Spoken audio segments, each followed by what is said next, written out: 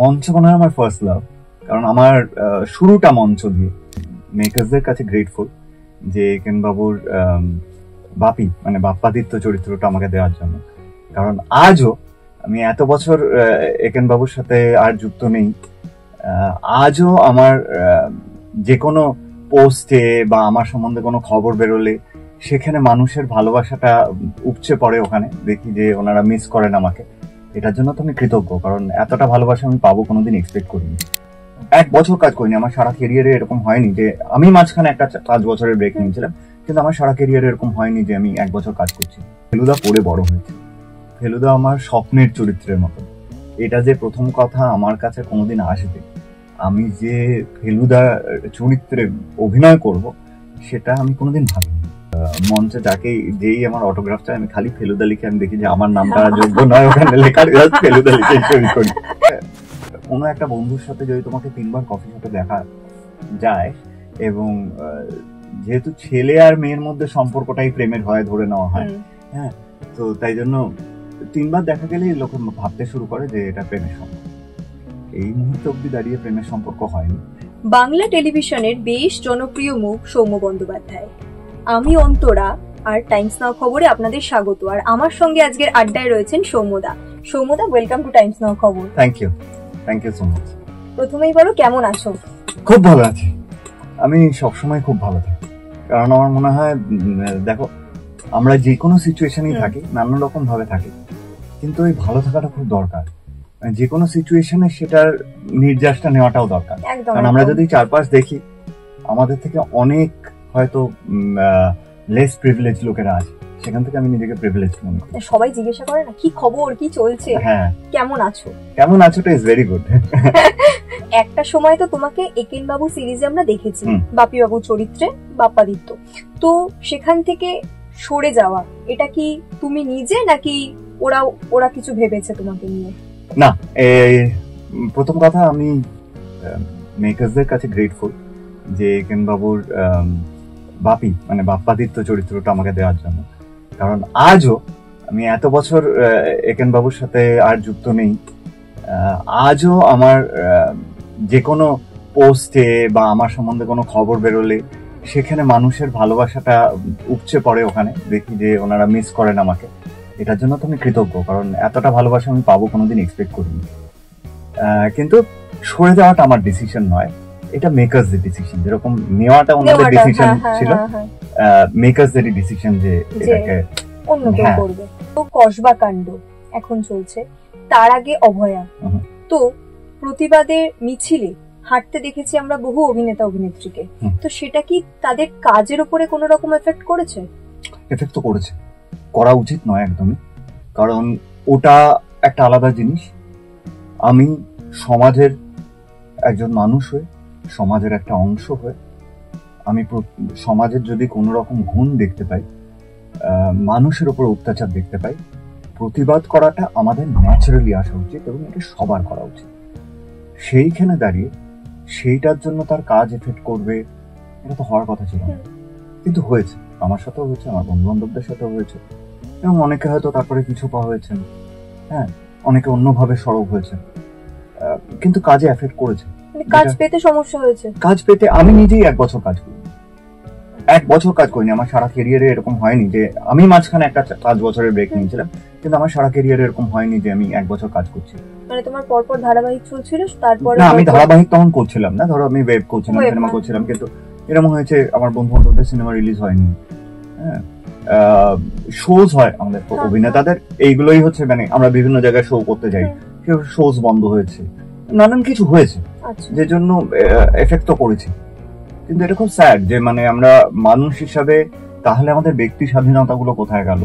Democracy বলছি আমরা, হ্যাঁ, আমরা বলছি আমরা স্বাধীন, তাহলে স্বাধীন নাগরিক হিসাবে আমার ফ্রিডম অফ স্পিচ, হ্যাঁ, সেটা কোথায় গেল?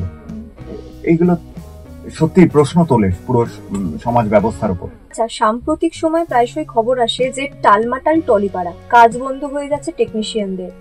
তো সিনেমার উপরে মানে সিনেমা যারা করেন, যারা ধারাবাহিক নয়, সিনেমা যারা করেন, তাদের উপরে এটা কতটা, মানে তাদের সঙ্গে এই যে ঝামেলাটা, এটা মানে কিরকম একটা সিচুয়েশন তৈরি করছে?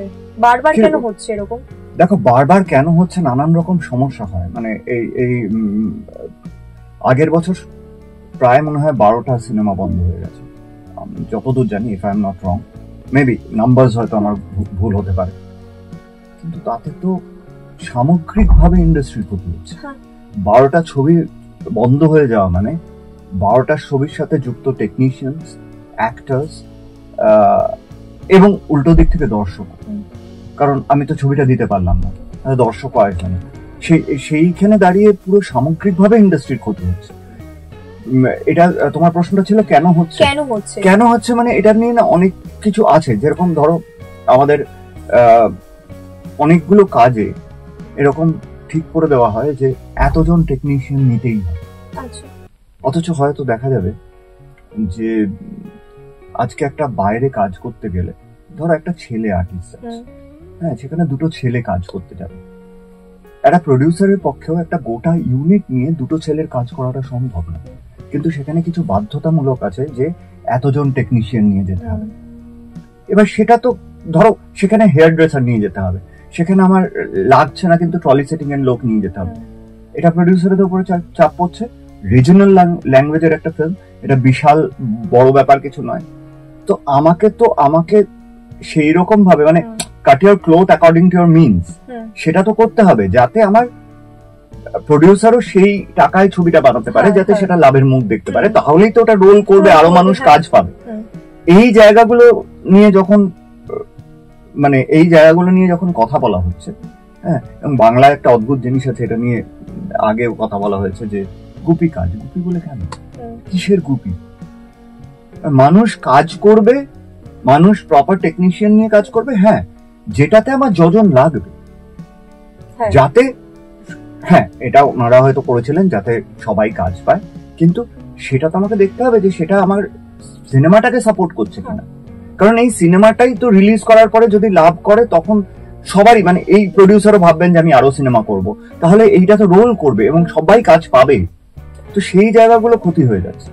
তুমি ওটিটিতে অভিনয় করেছো, তুমি ধারাবাহিক করেছো, পাশাপাশি সিনেমা, তোমার কাছে তোমার সিনেমা আমি খুব কম করেছি, মঞ্চ করেছি। হ্যাঁ, তো মঞ্চ কতটা আলাদা, তোমার কাছে কতটা ভালোবাসার জায়গা? মঞ্চ মনে হয় আমার ফার্স্ট লাভ, কারণ আমার শুরুটা মঞ্চ দিয়ে, এবং এত বছর পরে আবার আমি কলকাতায় অনেক বছর বাদে আবার মঞ্চে ফিরলাম।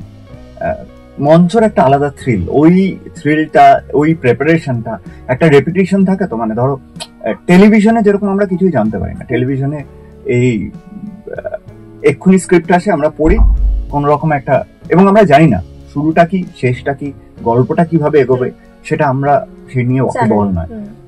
আমরা যেরম স্ক্রিপ্ট আসছে, আমরা এক একটা সিনকে এক একটা গল্পের মতন করে ধরে সেই স্ক্রিপ্টটাকে ইয়ে করি।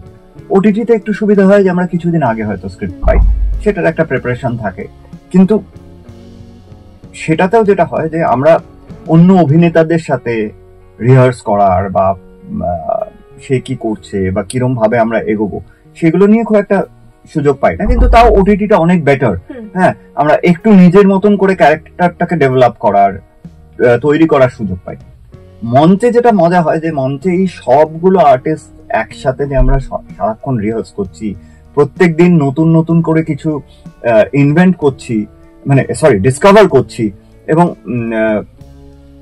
সেই সেম জিনিসটা মঞ্চে অভিনয় করার সময় হচ্ছে। মানে এরকমও হয়েছে আমরা মঞ্চে অভিনয় করতে করতে এমন একটা জিনিস করেছি যেটা ইমপ্রম্পটু হয়েছে, যেটা আমাদের পরে মনে হয়েছে এটা তো দারুণ হলো, এটা তাহলে আমরা রেখে দিই। তো মঞ্চের থ্রিলটা আলাদা, কারণ ওটার কোনো রিটেক নেই, হ্যাঁ, এবং ওই লাইভ একটা ইয়ে পাওয়া যায়, এবং যা ভুল ভ্রান্তি হচ্ছে সেটাকে নিয়ে সেটাকে অন্যভাবে রিপ্রেজেন্ট তক্ষুনি করতে হচ্ছে, ওটার একটা আলাদা থ্রিল। আর ওই সময়টা তো সত্যিই বাঁচা হয় অ্যাকচুয়ালি চরিত্রটা। যখনই মঞ্চে ফেলুদার ডাক আসে, তখন তোমার কতটা উৎসাহ হয়, কতটা আনন্দ পাও তুমি? ভীষণ, মানে এটা বলে বোঝানো যাবে না, কারণ আমি ফেলুদা পড়ে বড় হয়েছি। ফেলুদা আমার স্বপ্নের চরিত্রের মতো। এটা যে প্রথম কথা আমার কাছে কোনোদিন আসবে, আমি যে ফেলুদা চরিত্রে অভিনয় করব, সেটা আমি কোনোদিন ভাবিনি। হ্যাঁ, তো এইটা আমাকে অগ্নির কাছে কৃতজ্ঞতা স্বীকার তো করতেই হবে, কারণ অগ্নি প্রথম ভেবেছিল আমাকে। এবং একদিন সুদীপাদির বাড়িতে এরকম আমরা বসে আছি, আড্ডা মারছি, আমরা একটা নাটকেরই রিহার্সাল করছিলাম, হঠাৎ আমি একটা জায়গায় দাঁড়িয়ে একটা সিগারেট খাচ্ছি, অমনি বললো যে দাঁড়াও দাঁড়াও দাঁড়াও, তোমার একটা ছবি তুলবো। এরকম ভাবে আমি সিগারেট খাচ্ছি, সেই সময় ছবি তুলবে? না না, আমি ছবিটা তুলি, দাঁড়াও না কিছু অসুবিধা নেই, তুমি ধরো এরকম ভাবে দাঁড়াও বলে 2-3টা ছবি তুলে কিসের জন্য পাঠাচ্ছে, কেন ছবি তুলছে আমি জানি না। তারপরের দিন হঠাৎ করে আমাকে ফোন করে বলছে যে সুমন্ত তুমি ফেলুদা করছো। মানে অগ্নি বলছে, মানে হয়তো মানে ইয়ে, মানে আমি ভেবেছি অডিও স্টোরি বা কিছু।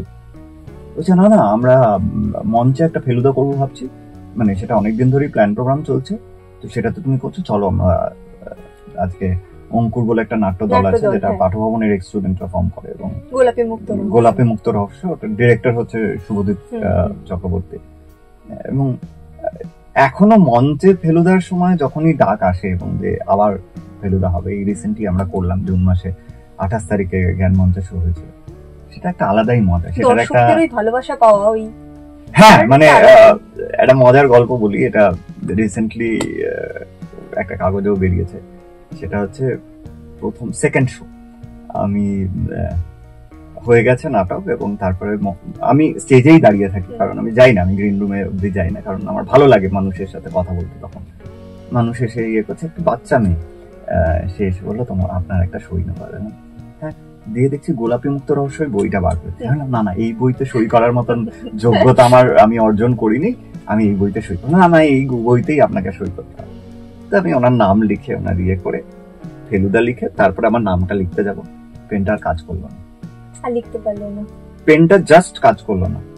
তারপর থেকে আমি মঞ্চে যেই আমার অটোগ্রাফ চাই, আমি খালি ফেলুদা লিখে, আমি দেখি যে আমার নামটা যোগ্য নয় ওখানে লেখার, জাস্ট ফেলুদা লিখে সই করি। তুমি অবসর সময় এখনো শরৎ বাজাও? এখন এই রিসেন্ট পাস্টে একটু কম, কারণ একটুখানি কাজের চাপ বেড়েছে, তাই জন্য একটু কম। কিন্তু হ্যাঁ, ওটা আমার একটা ছোটবেলাকার শখ ছিল, যেটা ছোটবেলায় পূরণ হয়নি, কারণ আমি দুর্গাপুরে বড় হয়েছি এবং আমার পুরো পরিবারটাই মিউজিক্যালি ইনক্লাইন পরিবার। আমার মা গান গাইতেন, হিন্দুস্তানি ক্লাসিক্যাল ভোকালিস্ট, আমরা গান শিখে বড় হয়েছি। কিন্তু আমার সামহাউ শরৎ যন্ত্রটার প্রতি একটা প্রেম জন্মেছিল ছোটবেলা থেকে, তো দুর্গাপুরে সেই সুযোগটা হয়নি। বুড়ো বয়সে এসে কলকাতায় হঠাৎ করে এই ঠিক করোনার 2-3 বছর আগে, মানে আমার মনে হয় 2018 সালে আমার সেই সুযোগটা হয়, এবং তখন নানান রকম টালমাটালের মধ্যে দিয়ে যাচ্ছিলাম জীবনে। আমার মনে হয় এটাই সুযোগ। যখন এত টালমাটাল হচ্ছে, তখন আমার এক বন্ধু ছিলেন, মানে আছেন, এখন বাইরে থাকেন। প্রতিদিন আমাকে বলে, তুমি শরৎ শিখতে চাও, আমি তোমায় বলে দিচ্ছি একজনের কাছে, বলে আমার গুরুজি রাজীব চক্রবর্তীর কাছে নিয়ে গেছে, তার ফোন থেকেই শেখা শুরু হয়। এখনো চলছে এবং সারা জীবনই চলবে এটা। তুমি এবং দেবলীনা দি, তোমাদের নিয়ে সোশ্যাল মিডিয়ায় গুজব লেগেই থাকে, ঠিক আছে? এবার মানে যত না ঘটে তার থেকে বেশি রটে সোশ্যাল মিডিয়ায়, তো সেখানে দাঁড়িয়ে প্রেমের সম্পর্ক নাকি তার আগে বন্ধুত্ব, তোমার কাছে কি মনে হয়? দেখো, প্রথম কথা, আমাদের বহু বছরের বন্ধুত্ব, এবং আমাদের বন্ধুত্বটা এতটাই গভীর যে আমরা মানে প্রায় অলমোস্ট, মানে আমরা আগে ছোটবেলায় যেটা বলতাম না, ফ্যামিলি ফ্রেন্ডস, আমরা তাই। হ্যাঁ, এবং এইখানে একটা মজার ব্যাপার হচ্ছে, কোনো একটা বন্ধুর সাথে যদি তোমাকে 3বার কফি শপে দেখা যায়, এবং যেহেতু ছেলে আর মেয়ের মধ্যে সম্পর্কটাই প্রেমের হয় ধরে নেওয়া হয়, হ্যাঁ, তো তাই জন্য 3বার দেখা গেলেই লোকে ভাবতে শুরু করে যে এটা প্রেমের সম্পর্ক। এই মুহূর্তে অব্দি দাঁড়িয়ে প্রেমের সম্পর্ক হয়নি, তো তাই জন্য আমরা এখনো বন্ধু আছি, এবং আমরা সারা জীবনই বন্ধু থাকবো। বাকিটা সময় বলবে, কারণ হচ্ছে যে এইটা কোনোদিন প্রেমের দিকে টার্ন নেবে কি নেবে না, সেটা আমরা এখন থেকে বলতে পারি না। তবে এই মুহূর্ত অব্দি আমরা প্রচন্ড ভালো বন্ধু, এবং সেটা আমরা খুব এনজয় করি। বাহ, খুব ভালো, তোমরা এরকমই থাকো। ইন্ডাস্ট্রিতে দাঁড়িয়ে এখন তোমার সব থেকে ভালো বন্ধুকে? এই রে, তুমি যার কথা বললে সেই, কারণ হ্যাঁ, কারণ দেখো, ইন্ডাস্ট্রির বাইরে আমি ওরকম ভাবে বলবো না, কারণ হচ্ছে যে হ্যাঁ, আমরা বন্ধু, অথচ আমরা এই ইন্ডাস্ট্রিতেই বিলং করি, সেরকম বন্ধু তো দেবলি নাই। কিন্তু আমার আরো দুটো ভীষণ ভালো বন্ধু আছে। একজনের নাম হচ্ছে নারায়ণ চন্দ্র সিনহা, উনি একজন স্কাল্পটার, হ্যাঁ, আর আরেকজনের নাম হচ্ছে শুভশ্রী প্যাটেল, উনি হচ্ছেন একজন লয়ার। তো আমার এদেরকে ঘিরেই জগৎ, মানে আমার বন্ধুদের তালিকায় এরা সবাই একরকম টাইপের, এবং এদের সাথে যে সম্পর্কটা আমার, মানে আমি যে কোনো সময় এদের কাছে যে কোনো মুহূর্তে যে কোনো সময়, সেটা ভোরবেলা 4টে হোক আর হোক, বডি ফেলে দিতে পারি যে আমি আর পারছি না, ওরা আমাকে ঠিক তুলে আবার দাঁড় করিয়ে দেবে, সেটা আমি জানি। টাইম মেশিনে ফিরে যেতে চাইলে কোন সময়টায় ফিরে যাবে?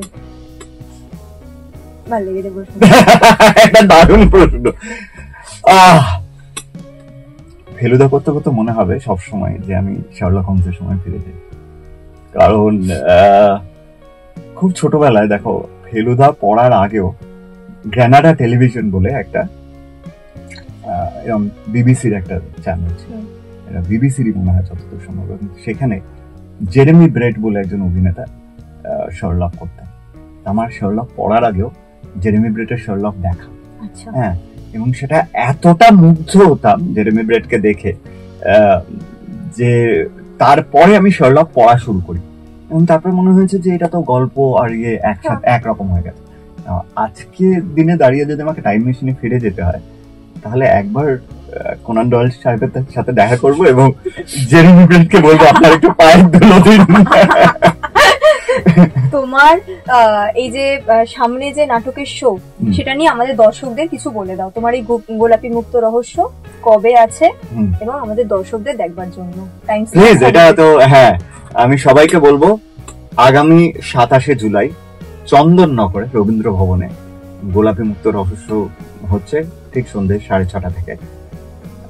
আমি একা নই, ফেলু থাকছে, তপসে থাকছে, লালমোহন বাবু থাকছে এবং মদনলাল মেঘরাজও থাকছেন।